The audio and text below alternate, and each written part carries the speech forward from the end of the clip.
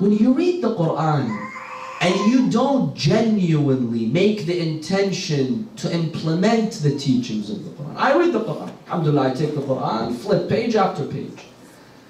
But my life does not show that I'm actually reading the Qur'an. Because look, the Qur'an is not, a storybook for us to read and then put it back on the shelf. It's a prescription. When a doctor gives you a prescription, what do? Do you read it, memorize it 100 times? Read it 100 times. I have to take this medicine, read it 100 times, and then put it away. And you don't go to the pharmacy and you don't buy the medicine. You're making a joke out of it. You are making a joke out of your doctor and out of the prescription. Take this example, because this applies to us, brothers and sisters.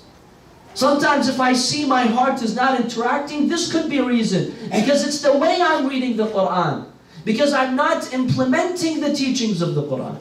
If you go to the best doctor here in Halifax, and you tell him, look, I'm suffering from this condition. And he tells you, here, take this prescription, go buy this, use it for a month, and you'll be fine.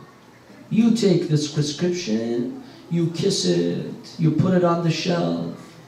It's very blessed. You put it on your head. You keep reading it hundreds of times. Hundreds of times. You memorize it like a parrot.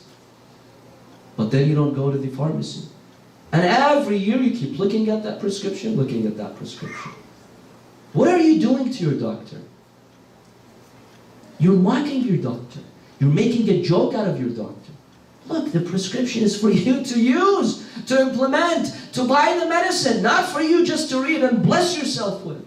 Unfortunately, this is how we have treated the Qur'an. And we wonder why. What's wrong with us? What's wrong with my heart?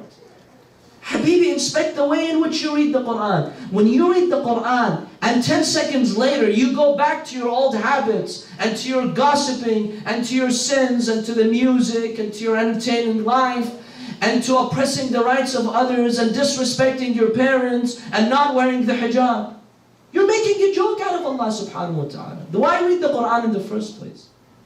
When I don't make a genuine effort, we try. I'm not saying you read the Qur'an once and you become infallible. No. But at least show that you're genuinely, sincerely trying. You're trying hard.